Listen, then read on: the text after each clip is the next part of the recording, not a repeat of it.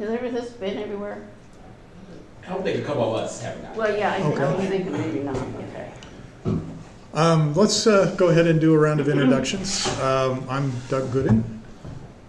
I'm Graham Bell, former member. Who will Well, also be still our- a former board member, still a member of the club. Who will also be our presenter tonight. Yes. Jan Burgart, I've been around for a long time too. Nancy Cole. Ed Warner, Wes Giles. Friends? Amy Malloy. It's like Prince, just one name. Yes. Angel Romero. Gary and Old. And Jeff. Parker Lessig. Russell Valentine. All right. So, as I said, we have a presenter tonight that I'm kind of anxious to get to because I'm curious to see what he's done. But a couple of things to kind of do, I guess. First of all, are there any announcements in the club news? No, I hope Like I don't know. I feel like I've been just super out of the loop all summer, so I may not know all the club news. Is there anything we need to talk about? Coming member now. No, this is. Well sworn not to fill you in. Yes. Well, you know Yes. what they say about ignorance is bliss. So makes me the happiest person in the room right now. Competition. Yeah. So I unfortunately forgot to update this. So this is still from the last time I was here, which is June. This is August, right? Yes. So it's been a really weird couple of months. Anyway, so obviously you know the general meeting that we're here. So let's see, next general meeting, which will be September, Jessica Prohaska is going to do a presentation, so he will be our presenter next month. The month after that, right, that would be October. We still could use a presentation if anybody feels like they want to step up and throw something out there. I would certainly like to see that.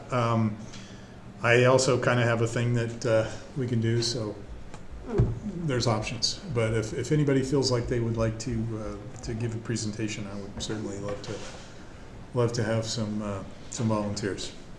Then November, obviously remember the meeting in November's shifted because of the Thanksgiving holiday, and then we're up to December where there's no meeting, but there's the annual party. So we've worked our way all the way through fall and into winter.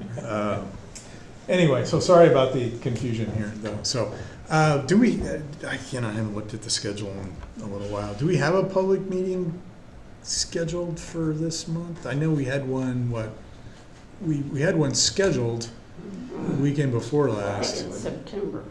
and it did not happen because of the cloudiness. But Next one's September 7th. September 7th, which is ringing a bell for me. Something's happening that day for me. Anyway, sorry. Like I said, it's been a little bit of a weird couple of months. Okay, so that's upcoming events and stuff. So, all right. Well, as I've kind of tried to break this up into two parts and do one sort of the main presentation, which Graham is going to do. But I also like to do just a little kind of, focus on sort of presentation. It's usually a constellation.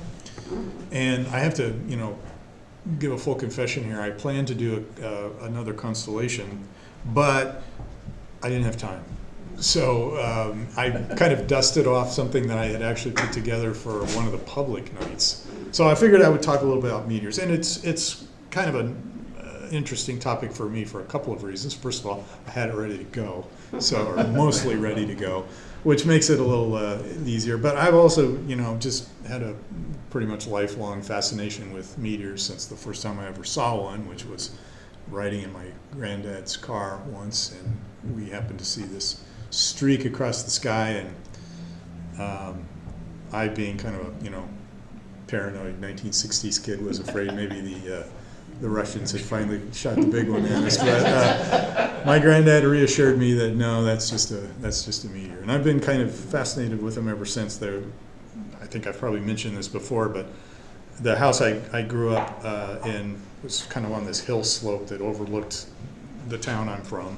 And it had this big flat rock back there that was a great place to lay down and look off to the north. And so I had, really vivid memories of sitting out there with my mom and my sister and my dad and watching, particularly what I've now come to know as Perseid meteor shower. Yeah. So it was always kind of a thing I'm interested in. So I picked this particular photo. I didn't take this, but I picked this because it looks a little bit like that, backyard that I lived in for a while, that I could see these displays of meteors.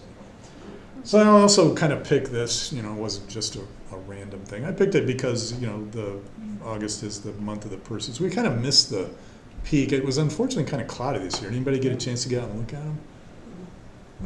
It was unfortunately pretty cloudy everywhere I was this time, so I didn't get a chance. And they peaked, I think, about a week ago, maybe. So tailing off a little bit now, but always, I think, one of the more spectacular Pardon me. displays of meteors in the sky. So one I always sort of look forward to it. So anyway, just a little bit about them. First of all, a little bit of terminology, because I think tends to be a little bit of confusion about what these things actually mean. And there's all these kind of interrelated things up there, right? Comets are these icy bodies. Of course, we have 2 comet discoverers in the room here with us, which is a pretty special thing to have done. Asteroids, rocky bodies smaller than a planet. I think that's a terrible definition, but it's the one that the makers of this slide came up with. And of course, we have experts in the hunting of asteroids in this room as well. What a meteor is really it's the phenomenon, not necessarily the object, right? So the meteor is not necessarily the little particle or the body that actually made the phenomenon. It's the streak of light that you see, right? The thing that actually makes the phenomenon is called a meteoroid. And they're typically smaller rocky bodies, and smaller in this case can mean down to, signs of grains of sand almost. A lot of the objects, a lot of the meteors that you'll see in the atmosphere are smaller than small as a grain of sand, basically. And of course, they burn up completely in the atmosphere. Some of the larger ones can actually survive through the trip through the atmosphere. They have what's called dark flight for a while, where they're no longer glowing, but they are still falling. And then usually by the time they actually land, they're quite cool and they don't hit all that hard.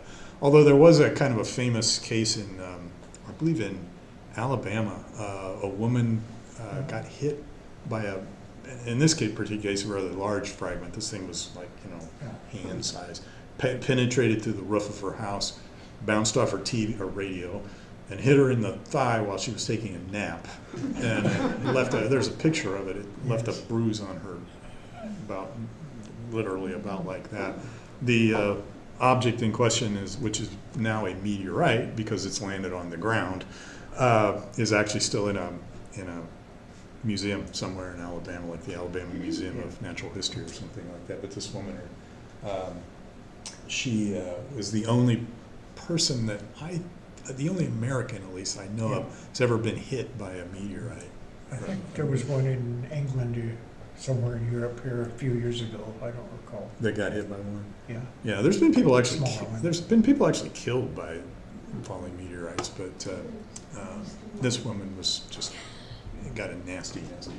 So anyway, but I guess the point here is that what a meteor is really is just it's the phenomenon that happens when this very hypervelocity thing comes down through the atmosphere. Of course, you get friction with the atmosphere, causes it to heat up. That causes incandescence and glow, and that's really what the meteor is. So there's another nice shot there, and you can kind of see this object here. That's the meteor. I don't exactly know why I put this slide in here. Maybe I was thinking about something. Oh yeah, well, where all this stuff actually comes from, right? Meteorites, we know, for the most part, come from asteroid bodies, right? They're objects, collisions between these things produce small bits of stuff, right? Some of that small bits of stuff kind of passes through the atmosphere. If it's big enough to penetrate all the way through, it lands on the ground somewhere. The origin story of meteors, oh, there's a guy out there. This is actually not just a random person. This is a guy I've heard give a talk before, but he's a Geneskins, Peter Geneskins, and he is a kind of an authority on meteors and meteor astronomy and that sort of thing. But he's also, so here he is hunting meteors in, I believe in Morocco, and you can see they're easy to find, or easier to find in deserts because they kind of darker stones usually against a lighter background. Anyway. But so the definition of a meteor then from the International Astronomical Union is just the light and associated physical phenomenon that occur when a solid object from space enters a gaseous atmosphere at high speed. You know, kind of a talky definition, but so any of these objects, these odd things that land on the ground, they probably were a meteor at one time. If they're large enough to actually produce a fireball, then there's a different kind of terminology associated with them. And if they break up in flight, then that is another kind of set of terms associated with that. Has anybody ever seen one break up in flight, by the way? Yeah. They are pretty, it's a really impressive thing to see. I don't think I've ever actually seen an actual bolide, actually one that has kind of, you know, reached that point where it's a, you know, but I have seen them break apart in flight, and that to me is always kind of interesting things. So some of the things that happen to them as they pass through the atmosphere, of course, heat, refraction, through shock waves, right? The object pushes, you know, the air can't get out of the way fast enough, so it produces this shock wave that is, some cases can be detectable by instruments, the same instruments that detect things like, are supposed to detect nuclear explosions in the atmosphere, are one of the major ways that objects like this are actually detected because of the shock wave that passes through them. And then, of course, ionization as it passes through, as those gases, as those material that forms the object heats up, it starts getting ionized, starts losing all the electrons on it. And that actually makes them kind of identifiable in some ways. So you can kind of see what meteors are made out of if you can record a spectrum of them, right? The color of it, that color spectrum, kind of tells you a little bit about the composition of it. So the kind of reddish ones are pretty calcium. The bluish ones are iron, magnesium, and so on. And in a lot of cases, they will change color in flight, somewhat because of the changes in temperature, right? As the thing heats up even more, that degree of ionization kind of produces a spectral response that's kind of perceptible as color. So they tend to kind of change color as they pass through the atmosphere. And also in some cases because, you know, the composition of these things is often rather complex, and you get ablation of it, and you know different elements will then start kind of expressing themselves. So you can kind of see you can tell the colors of these. This particular diagram here, actually, you know, is like produced by somebody in the British-speaking part of the world. I used to have a T-shirt that had this on the front of it. Unfortunately, the T-shirt got washed so many times that all of the meteors are now essentially the same color. They're all white, but it was kind of a cool T-shirt while it lasted. So anyway, what's the origin of meteors? And so what happens in a meteor shower, if you will, when you start getting this intense event is what's happened. The most common thing for a meteor to be is a former piece of a comet. Right, so we have these periodic comets that pass through the solar system, and they leave stuff behind as they go. And that stuff is often just little particles, little pieces of what used to be the comet, and it leaves a trail. All right, so as the comet passes along, it leaves this stuff behind. And when the orbit of the Earth intersects that trail, right, kind of, you know, if you think about it, I'm trying to think of a good analogy here, but it's almost like, you know, if you had a water hose or something that you pass through, right? You're going to get a stream of these things coming into the atmosphere, and depending on the season and the configuration of the Earth's orbit and stuff, they tend to look like they come from a particular spot in the sky. That spot's called the radiant, right? And we name the meteor showers based on the constellation that the radiant is actually in. But this is kind of, you know, pretty good diagrammatic view of kind of what that would look like. Here's another kind of depiction of that. So you can imagine as the Earth passes through this stream of debris, all these little bits of stuff, these little grainy bits of stuff start passing through the Earth's atmosphere, and they form this this meteor shower.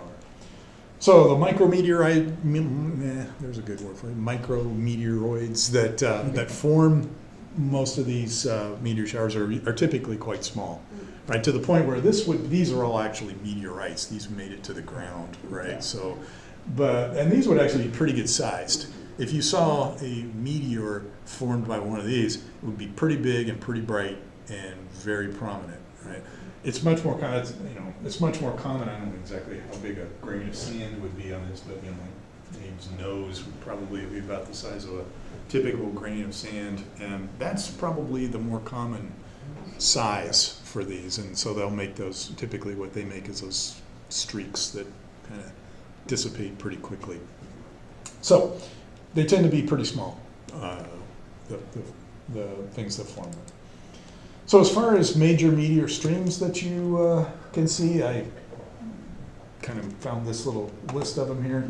Of course, the Perseids typically peak in the second week of August, but they actually last longer than that. You start seeing them in late July, and you can probably still catch a few of them if you, I don't know, it might be getting a little late, but you know, if you think about the Earth passing through that stream, the stream has variations in its density, right? So the densest part of the stream is down in the center, and so when you pass through that, you see those. And typically, with Perseids, you might see about 100 per hour if you're in a good location to watch them. I think the best view of the Perseids I ever got was when I was teaching a field camp. Actually, my first year at K-State, I got hired by KU to teach their field camp. So we all went out to Colorado and taught the field camps, actually where I met my wife.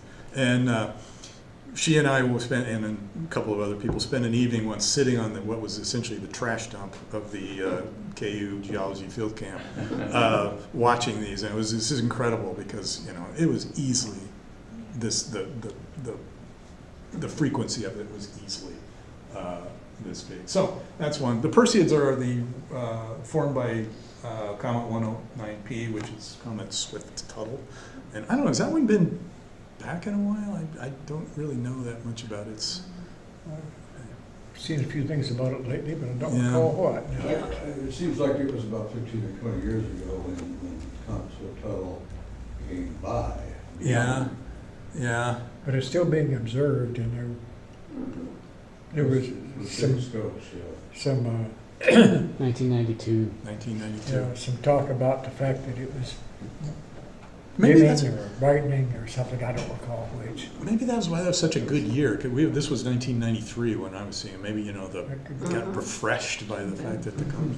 Mhm. Anyway, some of the other ones that are fairly prominent, particularly here in the northern hemisphere. So some of the ones that might be coming up here actually before too long, though. I guess the next one would be the Orionids in October, which are actually from Comet Halley, right? Yeah. So I don't know if I've ever actually seen one of those, because I haven't really looked that hard. So I have seen Geminids before. They're a little bit unusual in that they're not from a comet. They're actually from more of an asteroid body, although it's what's called an active asteroid, which may be a former comet. I don't know. I read a paper about this not too long ago. But anyway, and that one's a really high frequency.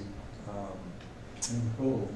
Yeah, if you want to go outside in December and you know, bundle up.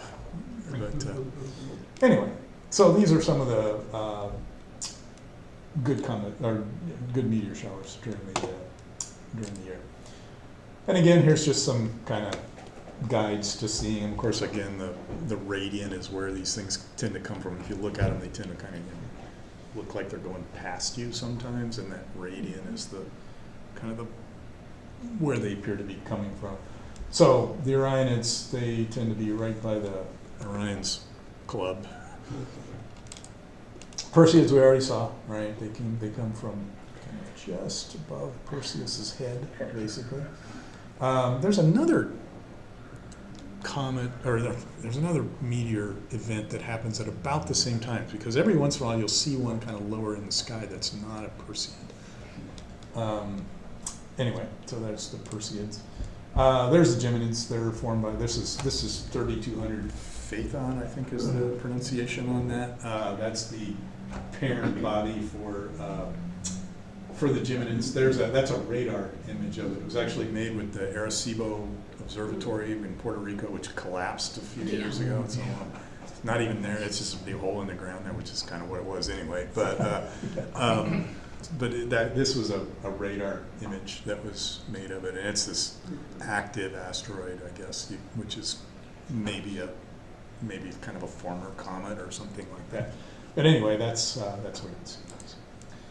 So, what does that mean to astronomers? Well, there is actually such a thing as meteor astronomy, and it's something that some amateur astronomers actually engage in. This is a apparatus built by an amateur astronomer. This is a camera right here with a spectroscope, like one of those star analyzer spectroscopes over it.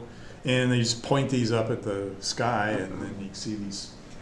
This would be the product that comes out of it. You can see the spectral images there. So you can imagine this thing, and you can detect the spectrum and see essentially what the micrometeoroid body is made out of. So here's one of the spectra, and you can see magnesium line there. There's an iron line, several oxygen, nitrogen lines, a sodium line right there. So those are, you kind of get an idea. And this is actually a kind of an area where there's some pro-am collaboration as well, because the professionals can use this kind of information to get a better idea of what the kind of parent bodies or the composition is. So there is possibilities to do meteor astronomy. The other thing that is just simply counting these things, and one of the ways these are counted is through radio detection. So when the meteor, remember what a meteor is, right? It's just this streak of ionized gas, basically. And ionized gas can reflect radio waves, right? So if you have a transmitter of some kind on the surface that's sending out a radio signal, bounces off the bottom of that thing. If you have an antenna, you can detect that.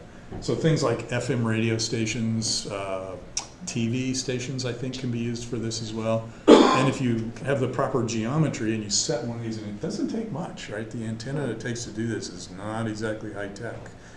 You can detect these, and there are people who this is kind of their thing. They keep track of these, and this is something that can happen in the daytime and at night. So they detect these. So some amateur radio operators will actually communicate with each other by bouncing the signals off the bottoms of these things. Yeah. They'll carry on long conversations. It has to be pretty short. Yeah. It's like, hi. Hey, how are you? Take too long. Anyway, okay. So again, that's my little spiel on meteors. Again, apologies for the kind of phoning it in a little bit this month, but as I said, it's been a little bit of a rough month. So, Just a quick comment on that. I've noticed that I've seen several times now, and pictures of meteors that weren't. Yeah. They're satellites. yeah. If you look at those pictures, Yes. and you'll see a sharp edge and a sharp end on both sides. Uh-huh. And that's a satellite. It's a satellite. And another thing that I guess I've been seeing more and more. CBS, I think, had one in their display at one time, and they called it a meteor. Yeah, well, that figures. But you see little lines now, and it's like if Yes. somebody's doing Chocolate. chopping photography, you Yeah. kind of these little lines and stuff. Somewhere I've got a picture of with one of those. I think it's a nighttime shot that was taken out in the Flint Hills somewhere, and you can see the little line Yeah. so that's Time exposure on airplanes will do the same. yeah, yeah. My brother was really upset with our new facility when, after our first light picture image, he started trying some other things, and he said Elon Musk just ruined all his images. Yeah. Yes. And they did. You can see the streaks They through. would really become prevalent, especially in the Yeah. evening and the morning, just Yeah. before it gets light. Yeah, It's but- really horrible. When Yeah. I get very few shots that don't have a meter or some kind of. Yeah, well, yeah. Then they just put up a whole nother batch. We've kind of got a little problem here, Well, yeah, this is just taking us beginning. time to get things set up. Okay. Uh, Oh, that's okay. Hey, I think we're in business. good? If we just go back to Okay. the beginning. All right, so then I will step aside. We'll introduce Graham Bell, who is, talk about his experiences with, what is it, setting up the... Experiences with being frustrated, that's all I've got to say. Waiting Tale of Two Sides, this is paying homage to my granddaughter who just graduated from University of West Virginia. Before she was in school, she wanted to learn to read desperately. Insisted on having some books. So we got her a book, and one of the first words she ran across was the word sit. And then she looked over her dad's shoulder a few times later, and she says, "Oh, I know what that word is. That's sit ease." Well, let's go on, because I don't, that sounds like Dickens. We'll just move on. I decided in about 2013 to move my activities away from Farpoint. I loved having that nice scope out there and what we were doing, but my wife's health was getting so bad that I just didn't want to spend that much time away from home. It just didn't feel right.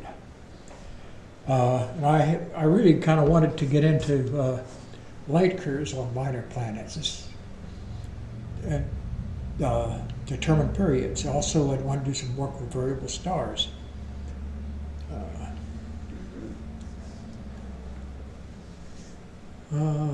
Let me make a quick change here. Bring up notes instead of what I've got now. Do they show up on the laptop? We've got it now. Got it just the way I want it. There was a little concerning. I'm using OpenOffice here, and I developed everything with LibreOffice, and we weren't quite sure about the compatibility. It works. They should be pretty close. With adjustments, it works. Well, those were the two. Okay. Well, I guess arrow key. Well, so started some planning, and the one thing I wanted was an observatory with a roll-off roof. An outfit called Skyshed in Canada makes it, has plans for a building with a roll-off roof. They also have plans for what they call a sky dome or something like that. And I decided, with advice from Gary, that the roll-off roof was a better idea. I saw the email where you gave me that advice just the other day. So we decided to go with Skyshed, and I wanted a telescope, but I wanted something 12-inch or better. And I finally decided a 14-inch edge, Celestron Edge HD, just barely fit my budget, as long as my wife didn't know about it. So that was one thing. And I wanted a moderately dark environment. It turns out my home is pretty comparable to Farpoint when all the lights at the school are off. Everything is dark out there. Then my house is pretty comparable except for a security light I had in the backyard, which we got rid of.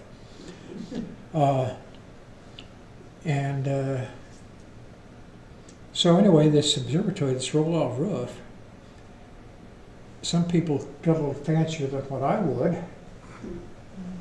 They must have a homeowners association or something with requirements.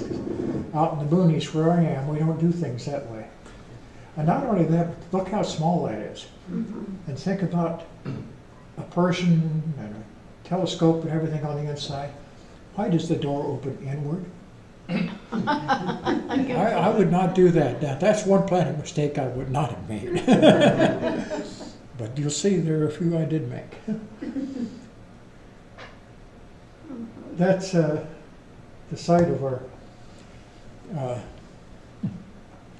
Does this mouse work with it? Nope. That's for a different computer. That won't work. Well, maybe I can do this. Yeah. Okay. About 6 piers to hold the floor, 12-inch concrete piers, 2 to hold the roof extension.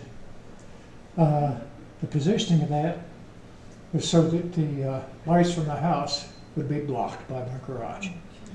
And it also kind of tends to block the light dome from Topeka. So it was, I was careful. I picked the right place for it, I think.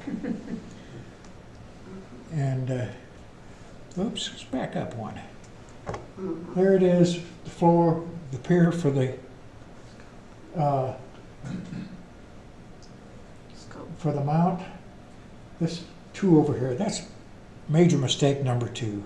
Major mistake number 1 is I let my contractor convince me that the sky shed plans weren't sturdy enough to take the the Kansas weather. And he upgraded the plans. That was mistake number 1, but I didn't know it yet. This one, the mistake number 2, 3 big bolts that come up to hold the mount.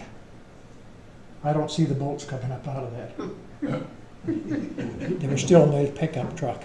I wasn't supervising. I should have been. And so we cut the top of that off. About that much.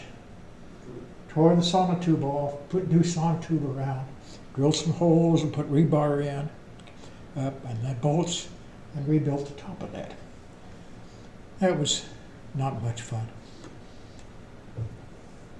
He did get the thing finished, and my door does open outward. That's a mistake. Well, we had a 50-50 chance, I guess, on that. There is a cable conduit for 120 volt, and I hadn't quite put it in yet, but there's a conduit, shielded conduit just north of that for Ethernet and data lines.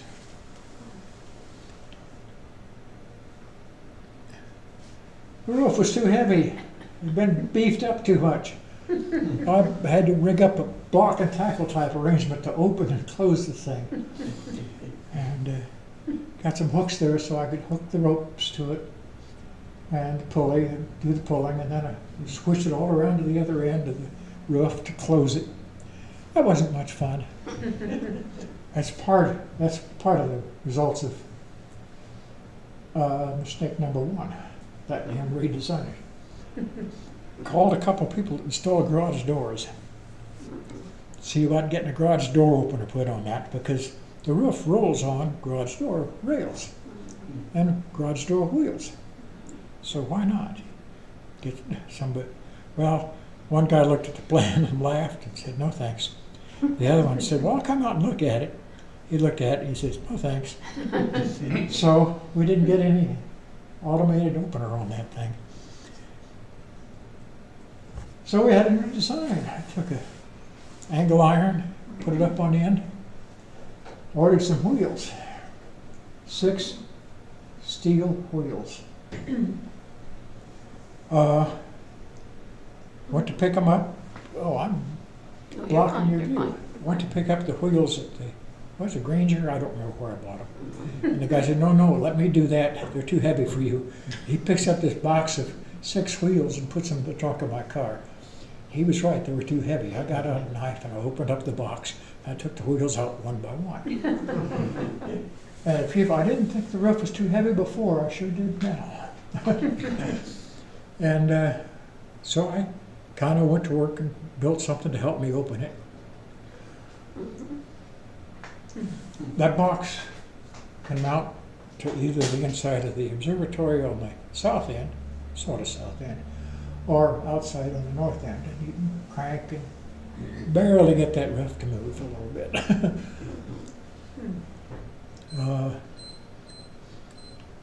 Well, in the meantime, we got the Celestron mount, and that's a big, heavy thing. It takes 2 people to lift it.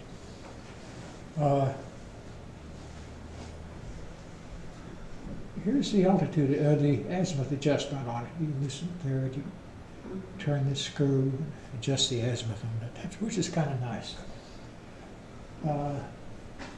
And then I acquired something called a dance plate. Now, this bottom part of the mount here, come on, cursor, right, this bottom part of the mount sits right on top of the dance plate. And it mounts to dance plate with 3 tapped holes there. Now, dance plate sits on these 3 bolts that were missing the first time around. And as you can see, you can rotate it. So that's a little azimuth adjustment. There's the scope on the mount, ready to go. First thing I did was throw a 21mm eyepiece on it. Or, nice looking eyepiece. I looked at Orion and everything looked great. I thought, boy, I'm happy with this. And then I noticed Orion was drifting a little bit. And I started looking at some stars. They all drifted a little bit. So I knew I had to do a polar alignment. There was no doubt about that.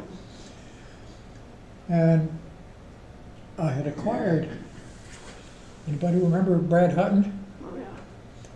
I bought this from Brad. SD10 XME camera, CFW10 filter wheel, and an AO8 adaptive optics. So we went ahead and put that on the scope. Decided to do the polar alignment, we had a little trouble. We got it focused all right, but there was something about the way that observatory posed. And then turns out the bolts didn't line up either. At the house, the front of that house is due east-west. You can see that the observatory doesn't quite match that. And so we decided that there was one way to fix that. Oh, come on here. There we go. Come on. Well, that doesn't work quite the same way it did here, but remember the dance plate had the 3 holes around the top to mount for the mount? Our fix was we would just re-drill those holes. And you could turn a little bit, you get it aligned fine. Well, that was fine, except that there were 2 problems. I had just had a little surgery. My son was in kind of bad shape, and we knew we couldn't lift that mount. So we decided to wait a little bit. And before we were able to get well enough to do that, we had his nice sturdy hold up in the wind thing didn't. And those are the steel rails that are bent.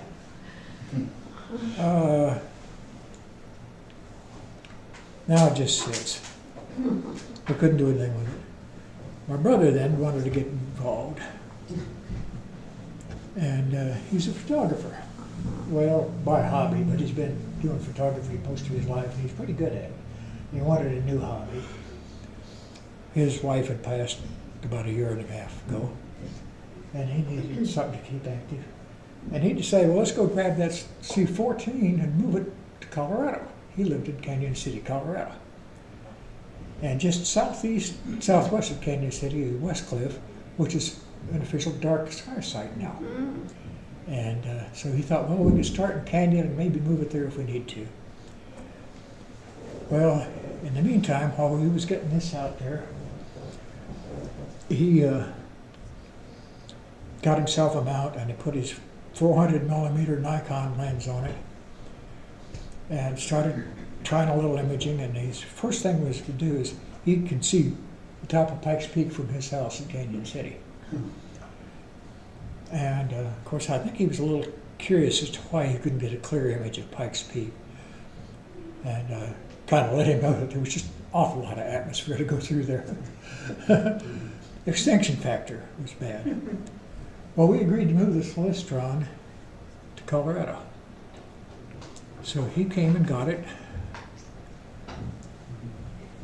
Well, he had 3 things in his favor. He had high expectations. She always had high expectations. You have photography background and a desire to learn astrophotography. Well, he decided this S-big setup wasn't good enough for him. I don't blame him. By then, it was pretty obsolete. Needed a better camera and filter wheel. Bruce is pretty bright. Always wanted to learn more, and so he thought I could teach him. So he must not have been too bright. But anyway, we hauled that out there, and they got some new plans. Get a higher end scope, and a new camera, and a darker location. Sure, why not? Isn't that what everybody wants? So we started shopping for a darker site, and he ready to order some higher grade equipment. Well, we found our darker site. This is in southwest New Mexico, southwest of Socorro.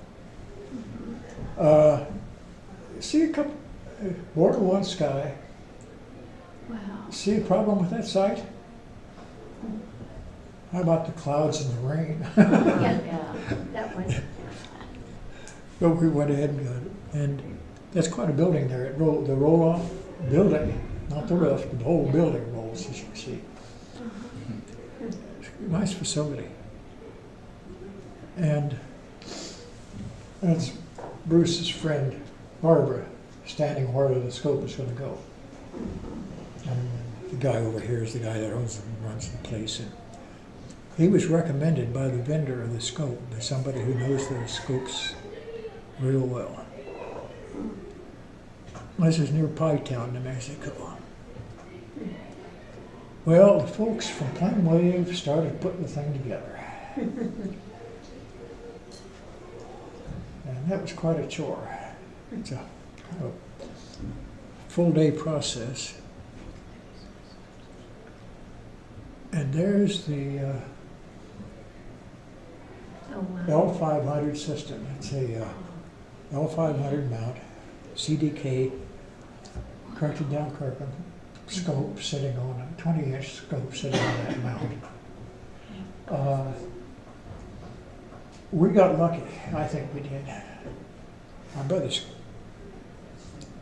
too willing to spend money. This is a 20-inch. He tried to order a 24, but they couldn't deliver it for 3 months, so we settled on the 20. I don't think that 20 is what I'd consider settling. That's a lot of scope. I've got a QHY 600M camera on it. 9-position filter wheel, focuser, reducer, the Plane Wave RF focuser. 3.76 micron pixels on that. That's the same camera you've got at Farpoint now, I think. And they were pretty nice. That's our scope. That's our neighbor. And just yesterday, he replaced that with the same mount we've got. Watch the video. This I recorded as a video, but Impress won't play it that way. The codec is wrong. Oh. If you click on it, it doesn't do anything? I don't think so. No, just the photo. Well, we finally got to work with it. And I imagine you can see why Bruce Bell and Graham Bell picked that as the first light.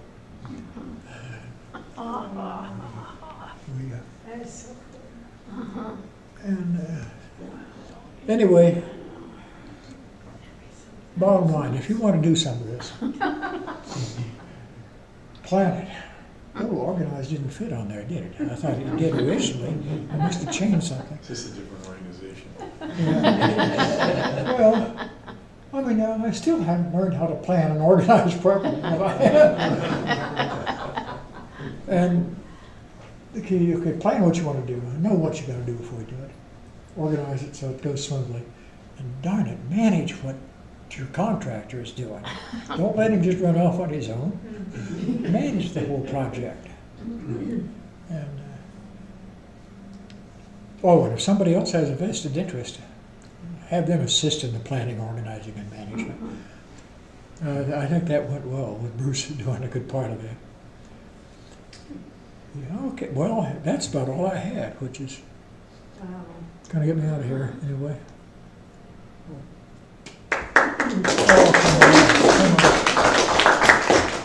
What's that? That's horrible when people applaud your mistakes. Mistakes.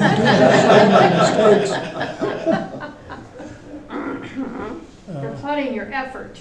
Oh, okay. There was a bit of effort there. I'll tell you, the problem with putting this together, trying to get that scope up and running while at the same time, and trying to get enough asteroid images that I can get an observatory code. There's a lot going on all at once. And then my wife having a turn for the worse.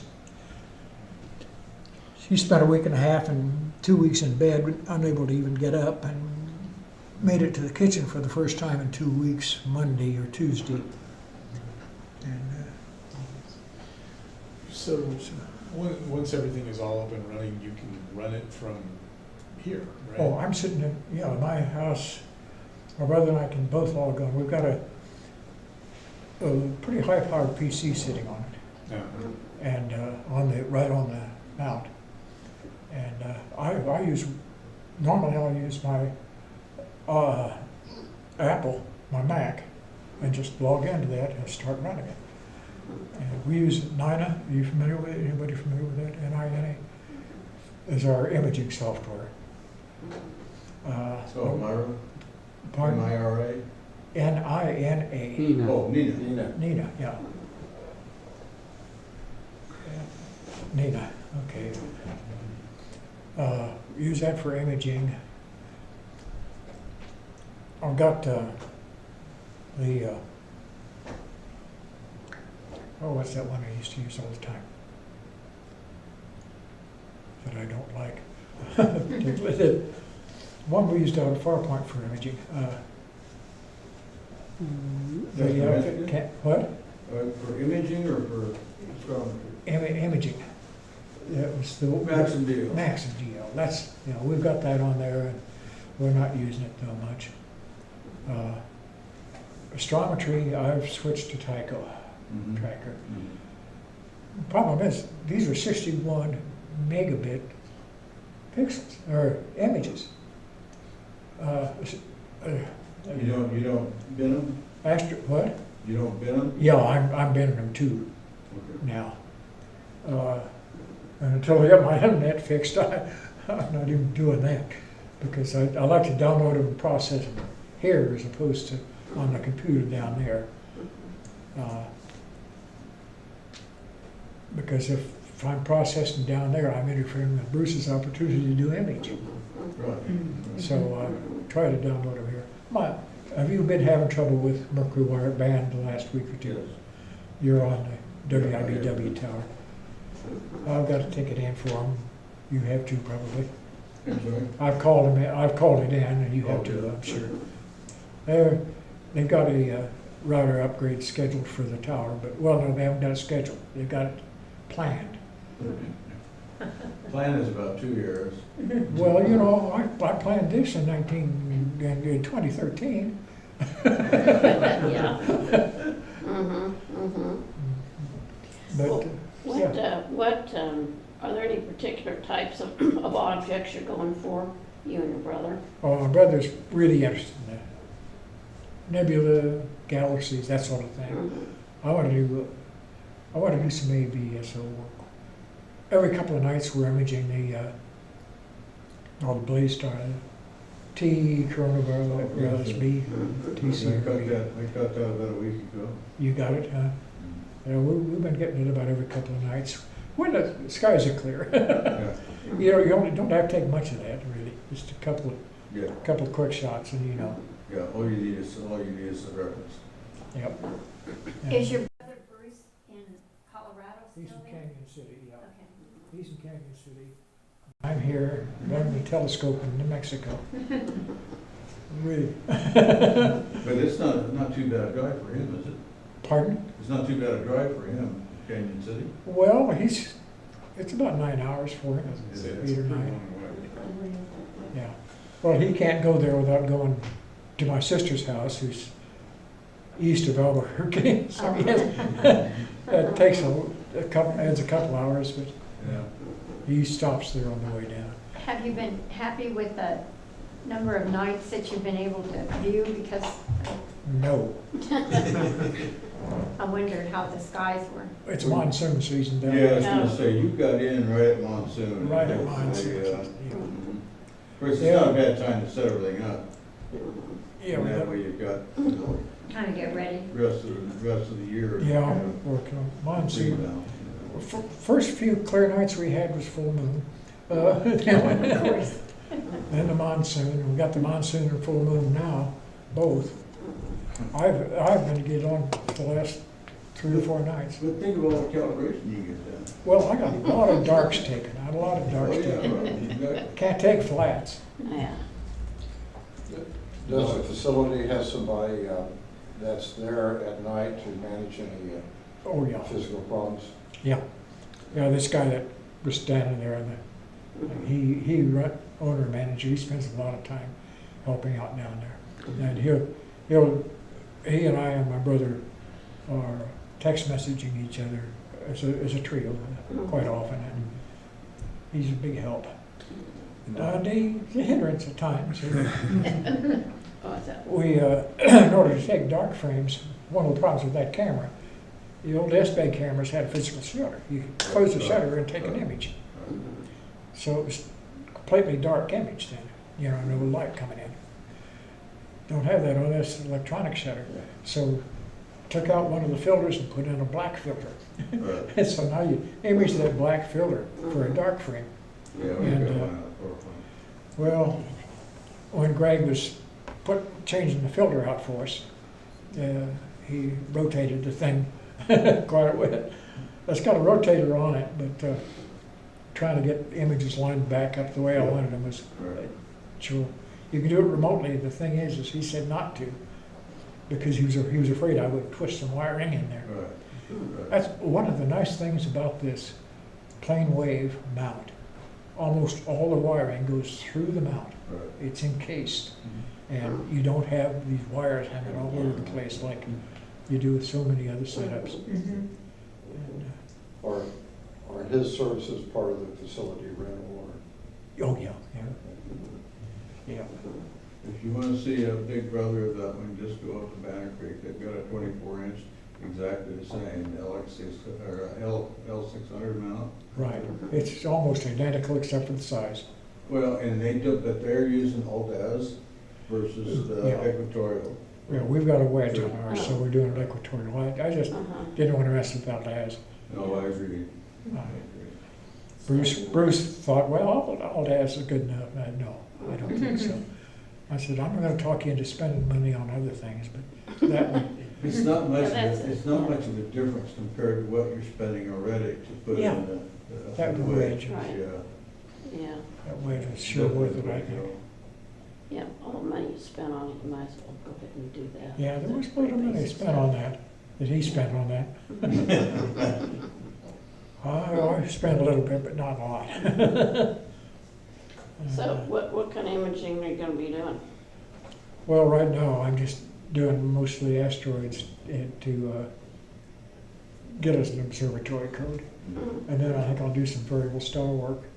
And Okay. that sort of thing, that's what I'm interested in. Mhm. And I'll help Bruce learn how to do the pretty picture stuff. Yeah, he enjoys that. Yeah. He's, oh, I don't have it with me now, but his son is also quite a photographer. In fact, the wallpaper I have on one of my PCs is an image he took of Bristol Cone Pine up on a hill and the Milky Way behind it. Oh, It's a beautiful picture. yeah. And, he now sells that one. I got it before he started selling it. Standing on the ground floor. Yeah. Get the young artists and take the stuff cheap. Yeah. Anyway, for him to die, make a hell of a money. Yeah, he's so much younger than I am, that ain't gonna work. Didn't work with my mother either. Oh, she got so mad when she had to turn professional as an artist. She was an artist and entered an exhibit. It's an international exhibit. And the judges were in there trying to pick best of show. Well, it's all blind judging.